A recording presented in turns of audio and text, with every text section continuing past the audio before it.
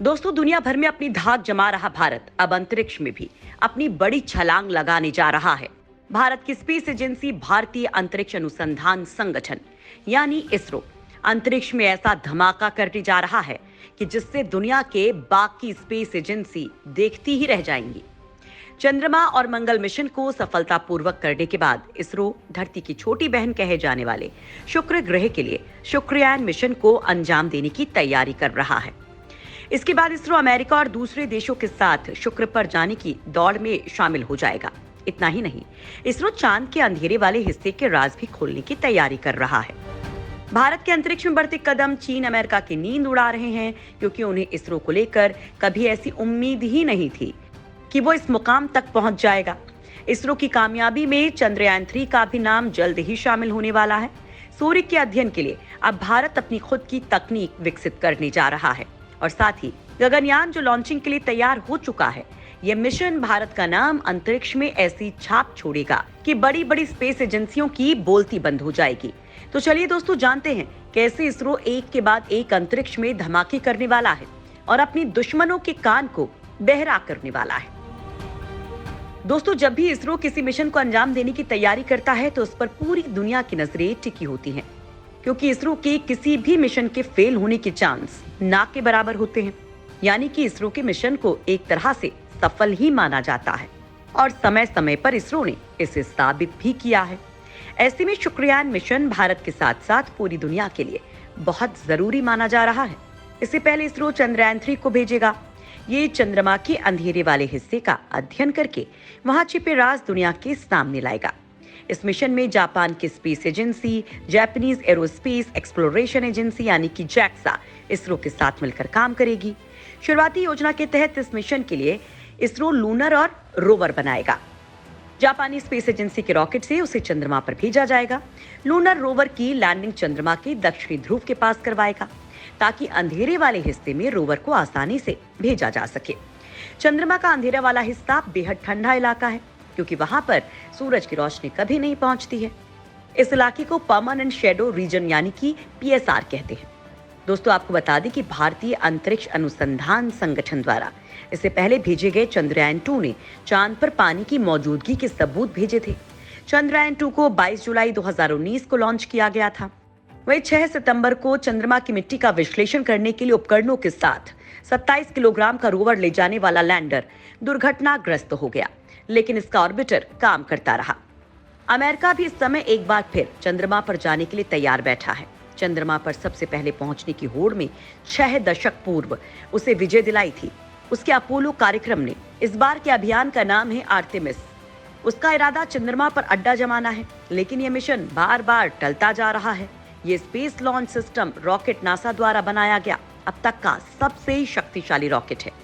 अभियान के तहत अंतरिक्ष यात्री 2024 में अगले मिशन के लिए तैयारी करेंगे और 2025 में 2 लोग चंद्रमा पर जाएंगे।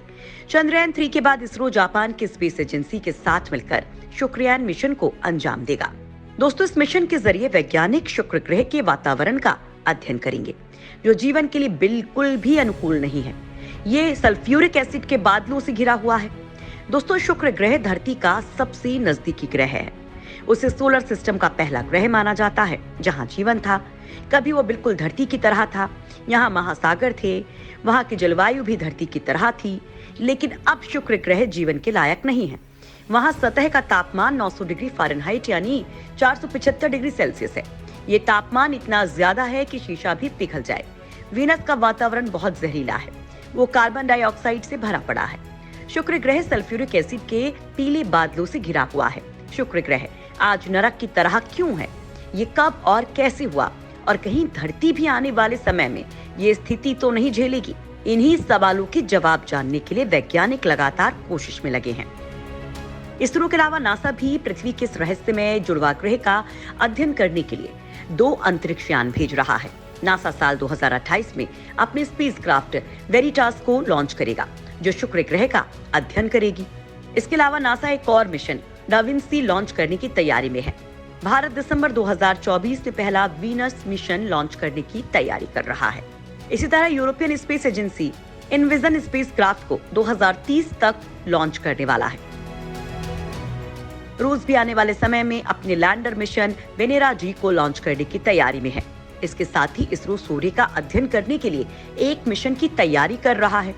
National research institute for space and allied science की भौतिक अनुसंधान प्रयोगशाला अहमदाबाद के निदेशक डॉक्टर अनिल भारद्वाज बताते हैं कि सूर्य का अध्ययन करने के लिए आदित्य L1 मिशन की शुरुआत की गई है। यह अपने आप में अनूठा मिशन होगा। 400 किलो के उपग्रह के पेलोड को ले जाने के लिए सूर्य के चारों ओर एक कक्षा में इस तरह रखा जाएगा कि वो एक निर्धारित बिंदु से तारे को लगातार देख सके। आदित्य L1 की कक्षा पृथ्वी से 1.5 मिलियन किलोमीटर दूर होगी। ये सैटेलाइट धरती से 15 लाख किलोमीटर दूर की कक्षा में सूरज के चारों तरफ चक्कर लगाएगा। इसकी मदद से सूरज की coronal heating, solar wind, coronal mass ejection, सौर लहरों और सूरज के मौसम का पता लगेगा। इसरो के फ्यूचर मिशंस के बारे में जानकारियां देते हुए फिजिकल रिसर्च लेबोरेटरी के डायरेक्टर अनिल भारद्वाज ने बताया कि शुक्र और चंद्रमा के संयुक्त मिशन के अलावा इसरो मंगल पर भी एक और मिशन भेजेगा। इसकी तैयारी चल रही है। इसके साथ ही इसरो के वैज्ञानिकों का कहना है कि भारत बहुत ही जल्द अपने गगनयान मिशन को लॉन्च करने वाला है। गगनयान अंतरिक्ष भेजे जाने वाला भारत का पहला मानव युक्त मिशन है। इसका मकसद किसी भारतीय अंतरिक्ष यान से मानव को पृथ्वी की निचली कक्षा में भेजने और उन्हें वापस लाने की क्षमता दिखाना है। गगनयान मिशन की घोषणा प्रधानमंत्री नरेंद्र मोदी ने 15 अगस्त 2018 को लाल किले से की थी। इस मॉड्यूल को इसरो ने खुद बनाया है। इसमें किसी भी दूसरे देश की मदद नहीं ली गई है। प्रधानमंत्री नरेंद्र मोदी की सरकार ने गगनयान प्रोजेक्ट के लिए 10,000 करोड़ रुपए जारी किए हैं। गगनयान मिशन के तहत इसरो 3 अंतरिक्ष यात्रियों को पृथ्वी से 400 किलोमीटर ऊपर अंतरिक्ष में 7 दिन की यात्रा कराएगा। इन अंतरिक्ष यात्रियों को 7 दिन के लिए पृथ्वी के लो ऑर्बिट में चक्कर लगाना होगा। इसके बाद स्पेसक्राफ्ट धरती पर वापस आएगा। इस गगनयान प्रोजेक्ट के सफल होने पर भारत इंसान को अंतरिक्ष भेजने वाला चौथा देश बन जाएगा। दोस्तों, अंतरिक्ष मिशन में बढ़ती प्रतिस्पर्धा को लेकर भारतीय अंतरिक्ष अनुसंधान संगठन ने अपने काम को लेकर कुछ बदलाव किए हैं। अब इसरो ऑपरेशनल एक्टिविटी अपनी मार्केटिंग शाखा न्यू स्पेस इंडिया लिमिटेड से करवाएगा। वहीं खुद अंतरिक्ष तकनीकों के शोध और विकास पर जोर देगा। इसरो अध्यक्ष एस सोमनाथ ने इस बारे में बताते हुए कहा कि बीते सालों में इसरो का जोर सरकार और जनता के लिए उपकरण जारी करने पर रहा है। उसने उपग्रह प्रणालियां बनाई, विभिन्न उपग्रहों निर्माण, प्रक्षेपण और संचालन करवाए, संचार व्यवस्था मुहैया करवाई, पृथ्वी की पर्यवेक्षण और नेविगेशन की सुविधाएं दी। अब केंद्र सरकार के निर्देश के मुताबिक ये सभी काम NSIL को सौंपे जा रहे हैं। इसके बदले आने वाले सालों में इसरो का ध्यान ज्यादा से ज्यादा शोध और विकास पर रहेगा। इनमें अंतरिक्ष क्षेत्र से संबंधित आधुनिक तकनीकें प्राथमिकता पर होंगी। डॉक्टर सोमनाथ ने दावा किया, इसरो को लेकर सरकार द्वारा करवाए जा रहे ये बदलाव कई वैज्ञानिकों संस्थानों के साथ इसरो शोध और समन्वय गतिविधियों को पूरी तरह बदल देंगे। दोस्तों, इसरो इस समय कई स्पेस मिशन पर काम कर रहा है और उम्मीद की जा रही है कि वो इन सभी मिशन में सफल हो।